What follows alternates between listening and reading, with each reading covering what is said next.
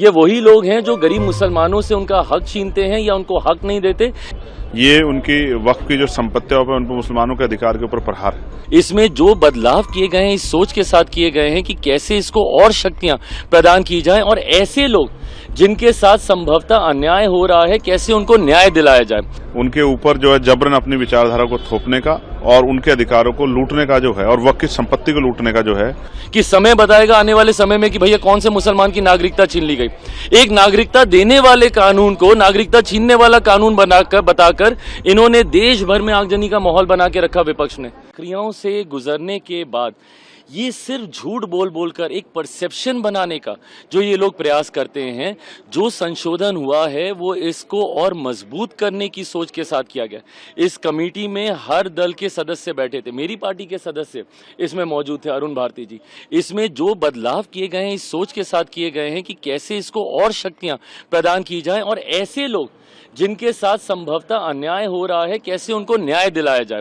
आज अगर इससे किसी को तकलीफ है या होनी चाहिए, ये वही लोग हैं जो इसमें भ्रष्टाचार करते हैं, ये वही लोग हैं जो गरीब मुसलमानों से उनका हक छीनते हैं या उनको हक नहीं देते, या जो महिला मुसलमानों को आगे आने से रोकते हैं।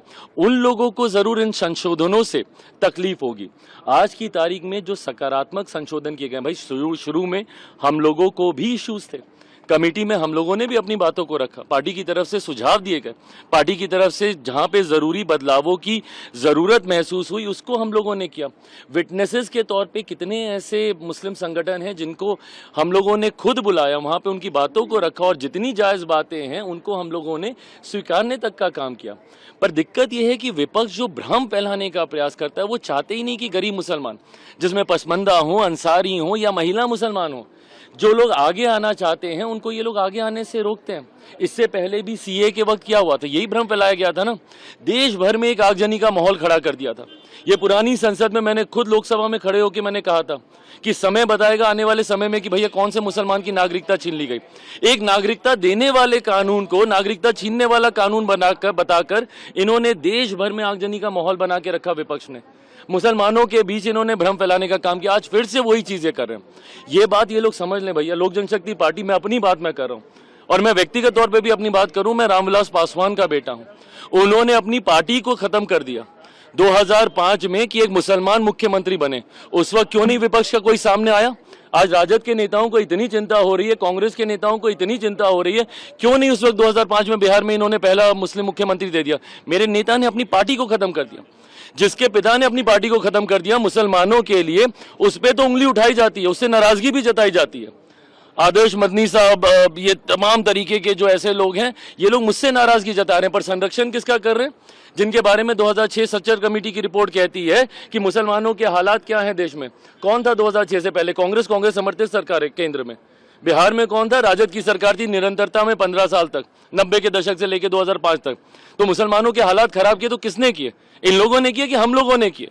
और आज आप हमसे सवाल उठा रहे हैं, हमसे नाराजगी। जो विपक्ष आपको भ्रमित कर रहा है, जो आगजनी का माहौल बना रहा है, सीए को लेकर देश भर को इन्होंने जलाने का काम किया, किसकी नागरिकता छीन ली गई, आज वही भ्रम फैला रहे हैं। क्यों? क्योंकि लोग चाहते नहीं है कि जो कमजोर मुसलमान है, जो गरीब मुसलमान है या महिला मुसलमान है, उनको आप आगे आने दें। अपना आधिपत्य जता के रखना चाहते हैं कुछ मुसलमान ऐसे जो कि चाहते ही नहीं। आज मुझे बताइए, क्या वक्फ बोर्ड में जो संपत्ति के ऊपर जितने भी डिस्प्यूट चल रहे हैं, क्या वो डिस्प्यूट कोई हिंदू और उसके बीच में चल रहा है? उसमें मुसलमान भी शामिल है भैया, वक्फ तो मुसलमानों की संपत्ति के बीच में चल रहा है। ऐसे गरीब मुसलमान जिनकी संपत्ति को जबरन हथिया लिया गया है, वो कहां जाएंगे? उसमें तो क्लॉज में यहां तक भी कहा गया है कि सीमित विषयों के ऊपर मामला कोर्ट में जा सकता है। क्यों सीमित विषयों पर? अगर वो गरीब मुसलमान है, क्या वो कोर्ट में नहीं जा सकता? क्या वो अपने हक की लड़ाई नहीं लड़ सकता? तो ये लोग सिर्फ बंटवारे की राजनीति करके भ्रमित करने का कार्य कर रहे हैं।